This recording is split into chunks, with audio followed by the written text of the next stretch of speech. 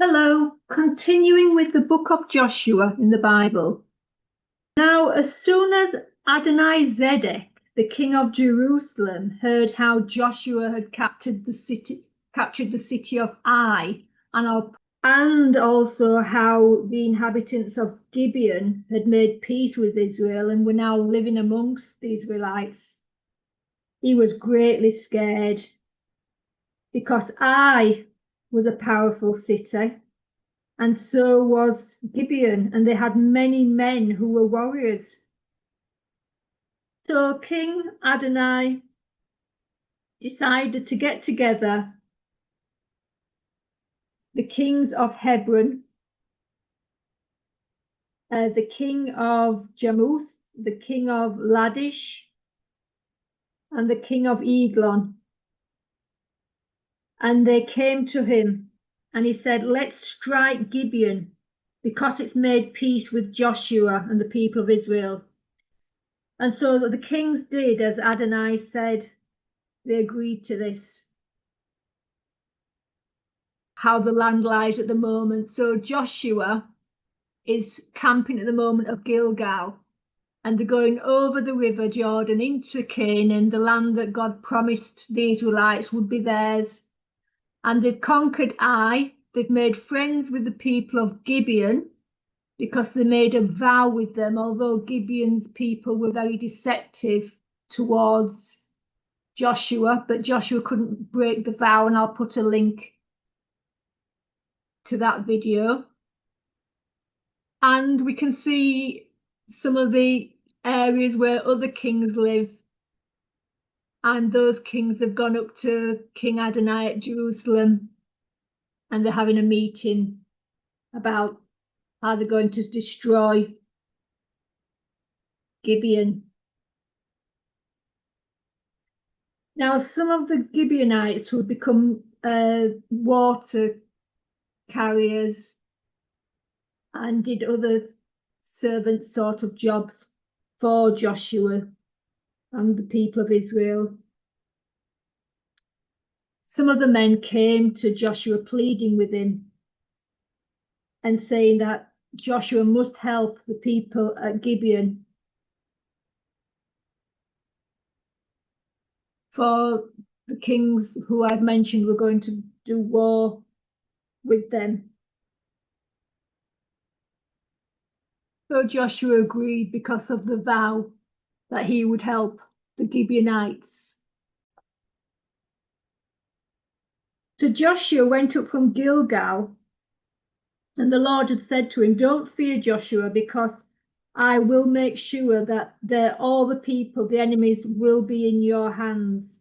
All the kings and all their army will not stand. You will defeat them."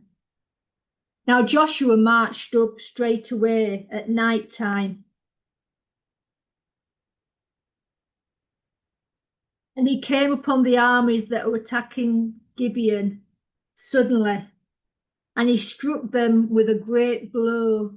The army and Joshua struck the enemies of Gibeon with a great blow and chased them away.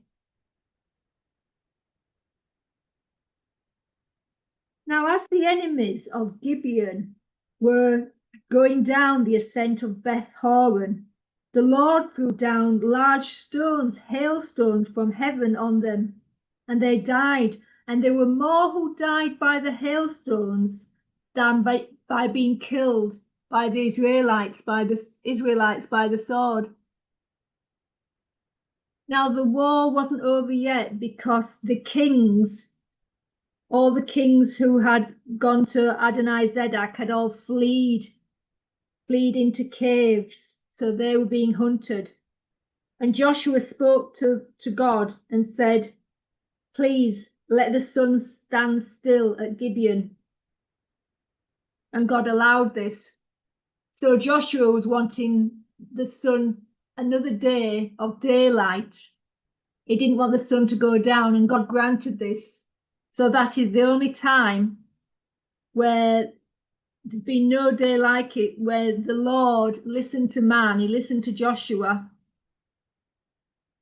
in the idea of keeping the sun still, and it not going down for another day to darkness until the war had been won. Now Joshua found out that the kings had fled to a cave at Makkedah. And Joshua said, roll large stones against the mouth of the cave and have men guard it. The other Israelis were out finishing striking the enemies with great blows until they were wiped out.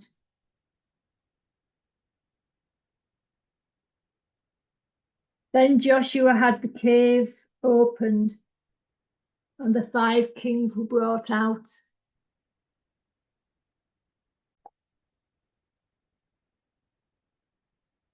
These were the kings of Jerusalem, Hebron, Jarmuth, Lachish, and Eglon.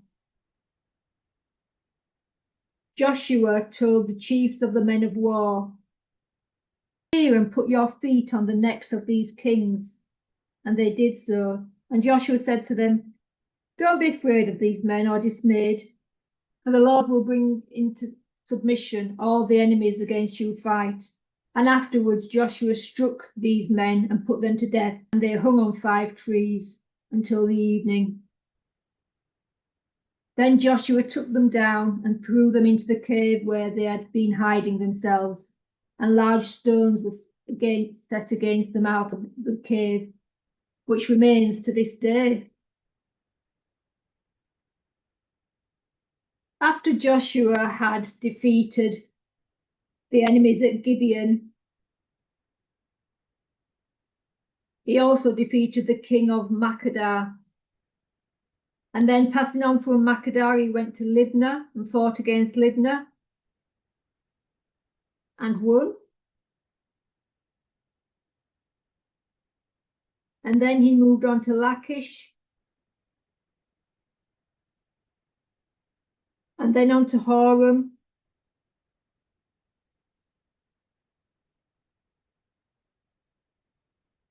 And at Lachish, Horem, king of Gezer, came up to try and help Lachish, but he was defeated.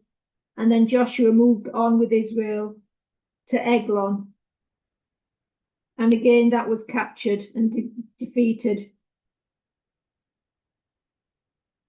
And then they went from Eglon to Hebron, and that again was defeated. Nothing remained. Every person was destroyed. Then Joshua and all Israel turned back to Debir and fought against it and captured it with its king and all its towns.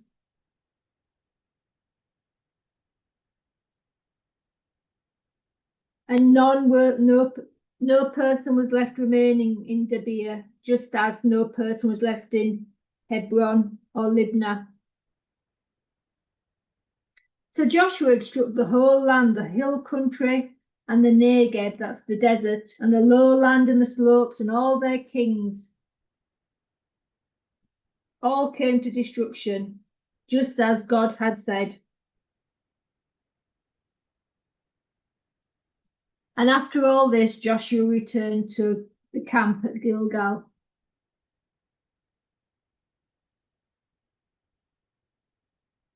Please consider liking and subscribing if you're enjoying the videos, and I'll see you on the next one. Bye for now.